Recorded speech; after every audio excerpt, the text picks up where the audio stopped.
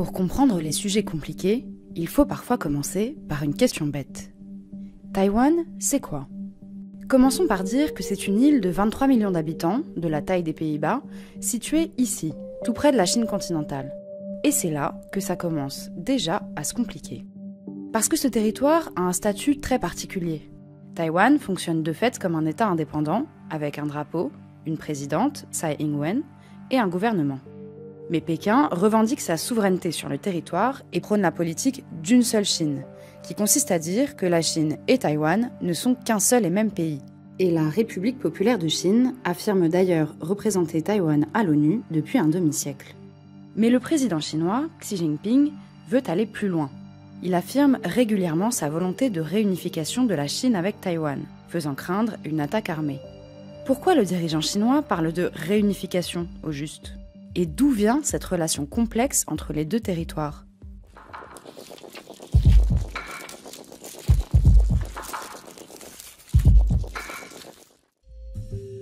Pour comprendre les liens entre la Chine et Taïwan, il faut remonter quelques siècles en arrière. Jusqu'à la colonisation européenne, l'île était peuplée d'autochtones austronésiens, comme on appelle les populations des mers australes. Mais au XVIIe siècle, les colons hollandais installent un poste avancé à Taïwan et encouragent la migration d'une main-d'œuvre venue du sud-est de la Chine pour cultiver les terres agricoles. À la suite des Hollandais, c'est la Chine impériale qui prend le contrôle de l'île. Et pendant les 2 siècles de domination chinoise qui suivent, de plus en plus de Chinois migrent à Taïwan, forçant les populations aborigènes à se déplacer ou à s'assimiler. À la fin du XIXe siècle, une guerre entre la Chine impériale et le Japon laisse Taïwan sous domination japonaise pendant 50 ans. Une période marquée par une forte industrialisation, qui pose les prémices du développement économique de l'île. Mais en 1945, à l'issue de la Seconde Guerre mondiale et de la défaite japonaise, Taïwan se retrouve de nouveau sous domination chinoise, sur décision des Alliés.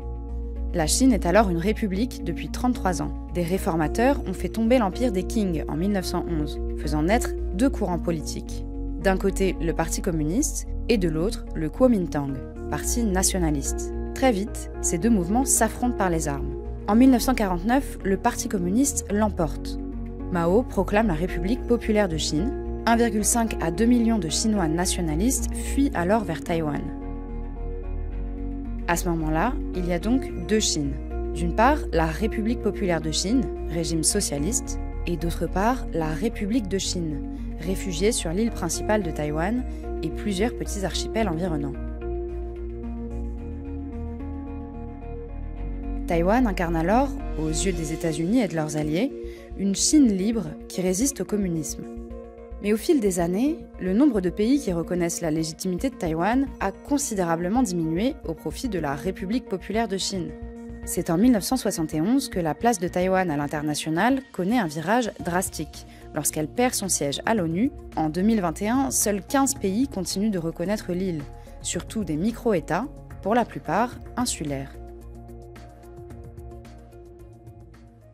Ce basculement diplomatique est favorisé par la position ambivalente des États-Unis. En 1972, un président américain se rend pour la toute première fois en République populaire de Chine. C'est Richard Nixon qui rencontre Mao Tse-tung.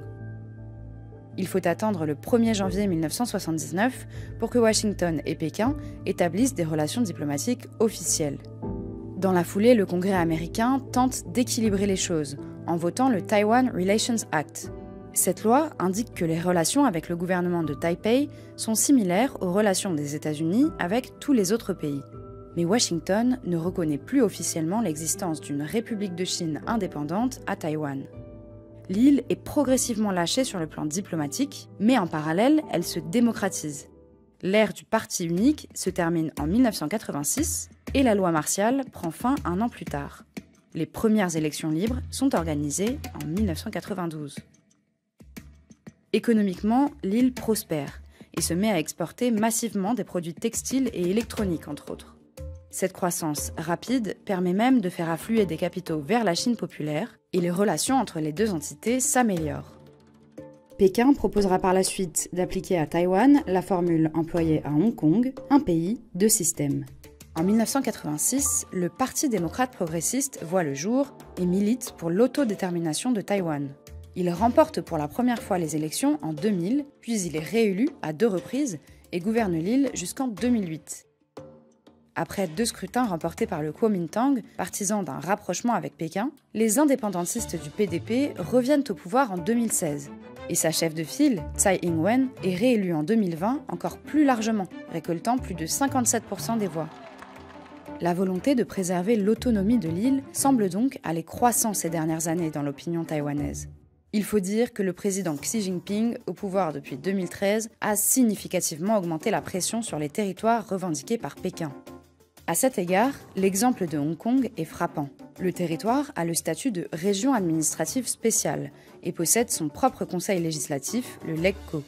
Mais les autorités chinoises ont promulgué en 2020 une loi sur la sécurité nationale qui a permis à Pékin de multiplier les attaques contre la presse et les opposants politiques à Hong Kong. L'agressivité de la Chine à l'égard de Taïwan s'est elle aussi accrue ces derniers mois.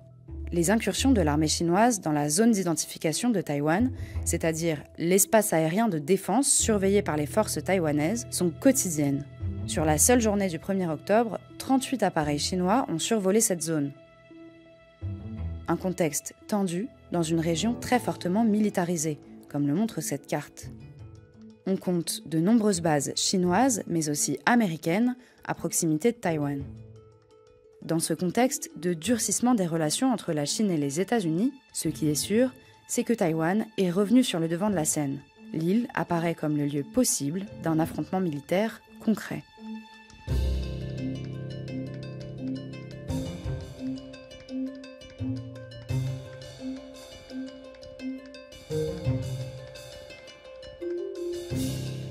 Merci pour votre temps. Restez avec nous et n'oubliez pas de vous abonner sur notre chaîne et vous saurez toutes les informations du monde à temps réel.